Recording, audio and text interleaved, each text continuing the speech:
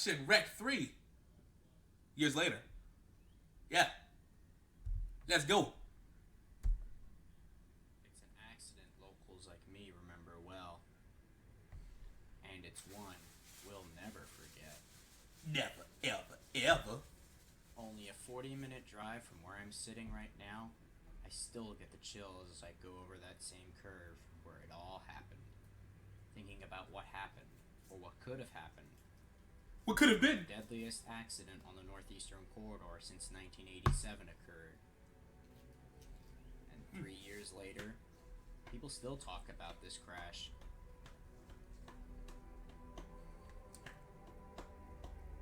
This is the story of Amtrak 188.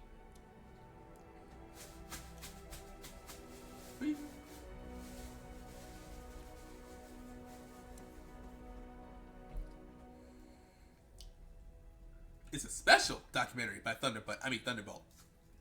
Let's go. On May 12, 2015, Amtrak Regional 188 was running between Boston to Washington, D.C.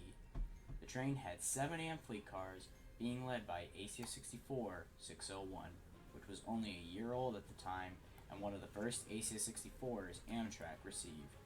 32-year-old Brandon Bosnian was the engineer that day and had worked on the route for a few weeks now. It departed 30th Street He's trying to Station work on his selfie. at around 9:10 p.m. That was a practice Its selfie. next stop, Trenton. However, further down the line, there was trouble. Are we in a circus? A Listen to separate this train music. was reporting a shattered windshield after some people threw some rocks at the lead car, blinding the engineer. The radio Why? transmissions distracted the engineer for a brief moment when he listened into the SEPTA train calling for help. This made him believe he was further down the track, past the curve, so he sped his train up to 106 miles an hour, instead of the 80-mile-per-hour approach speed. What he didn't know was he hadn't even hit the curve yet. The speed limit of approaching the curve was around 80 miles an hour, with a 50-mile-per-hour speed limit within the curve. When he finally realized this mistake, he threw his train into emergency braking, but it was too late. Ah!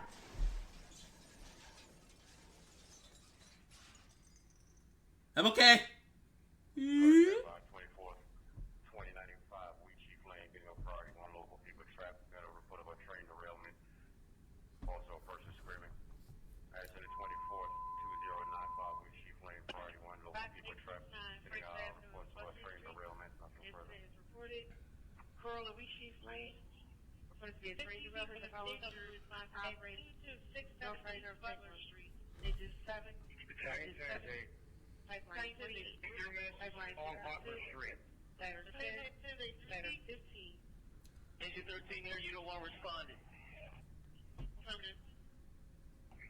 35th District Like 20 to Robin on 5 we shift in Frankford Avenue. Trying to do that now.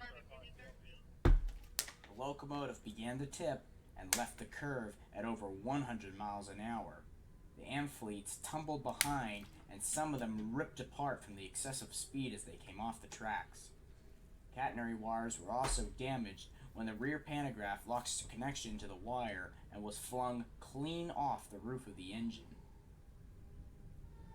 Finally, after the roar of the crash subsided and a barrage of 911 calls, rescuers were on the way.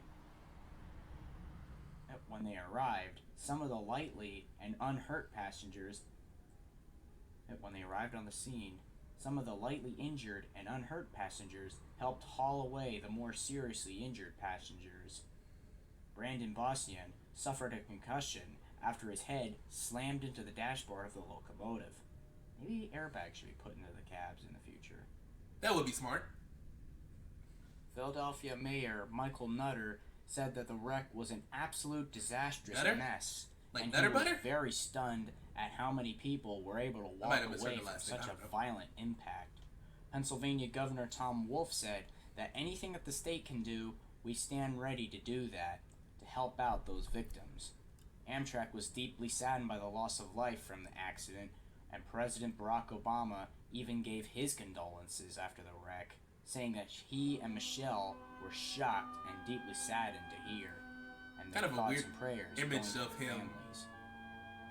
Kind of a weird image to In use the end, for this kind of 8 video, people huh? died, and over 200 were injured. It was the deadliest accident on the Northeastern Corridor since the 1987 Chase, Maryland incident. Then there's the question, That is how can this happen? the $1 million question. Well, when Brandon Boston heard the SEPTA train call in, he literally lost all situational awareness. Well, whatever this music is, that'll change your mood. Lost. He thought he was past the curve at an area such as Florida, where trains increased their speed to 105 miles an hour, as seen here. Ah, you can see my tail Brandon end. Bye. Boston's lawyer and Boston himself even stated that he knew very little about what happened before. I the mean, crash, no disrespect leading up to the whatsoever, but the impact, dude looks like thanks to a that movie. nasty concussion he sustained. That's what's when kind his of head getting to hit me. the dashboard, which would have been like a head-on collision with a car in the passenger seat without working airbags. Unlike previously discussed crashes, Boston wasn't on drugs, wasn't an alcoholic, or had any terroristic or suicidal intent. Heck, he wasn't even using his phone or staring at trespassers or the occasional foamer. Unlike the last guy I was looking at.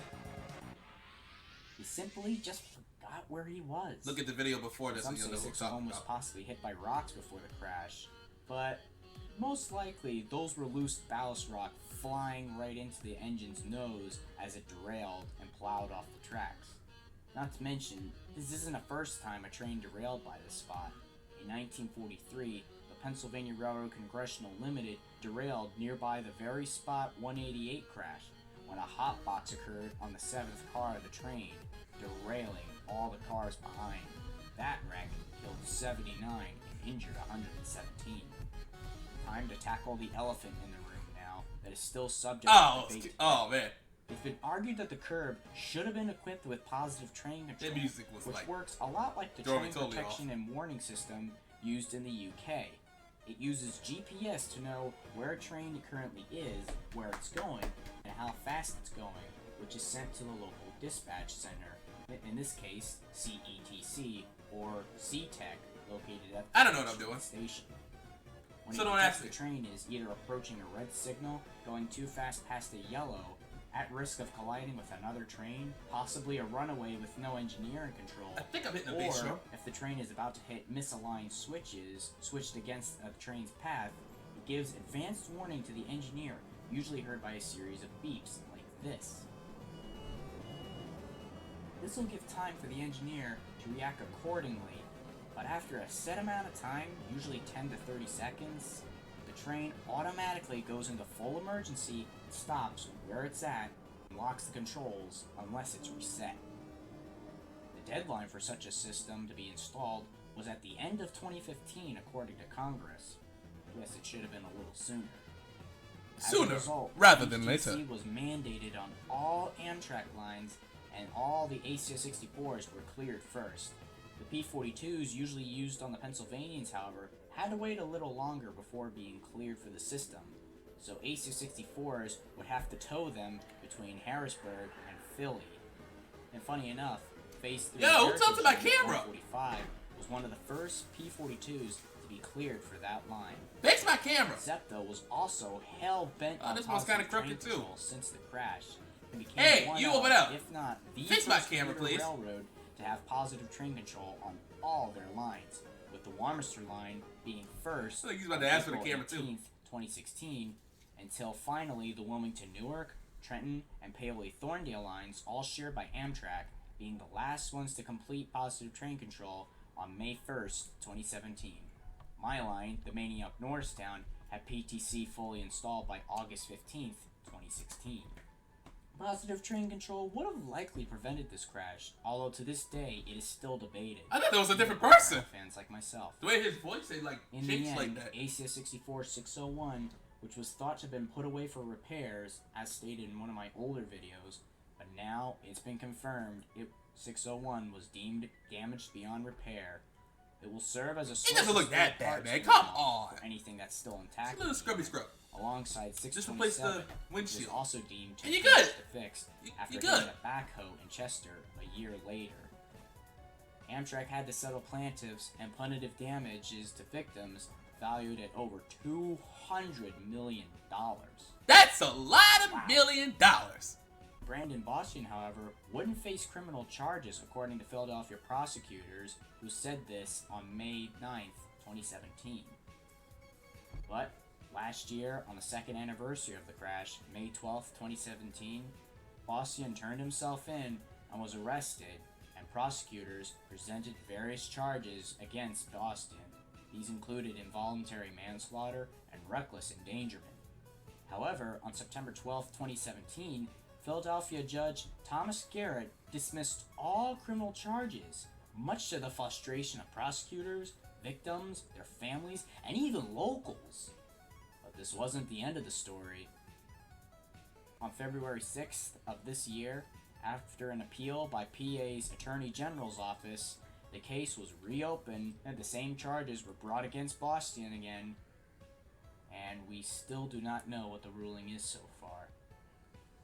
It's been 3 years since this crash, but some rail agencies are still struggling to install positive train control due to its cost and complexity, including New Jersey Transit, who is already in enough financial trouble with the lack of cars, leasing MARC coaches, and the lack of funding. Thanks, Christy. Amtrak even threatened to ban service from New York to Trenton on Amtrak trackage if they didn't get PTC installed on a certain date. And they're still struggling to do that as of February 16th, 2018. That's without mentioning the Hoboken incident that happened not too long ago. I still get the chills as I go over that same curve where it all happened, even on a SEPTA train. But knowing the lessons we finally learned after this incident, we hopefully shouldn't see another crash like this. You hope, but there's no guarantee.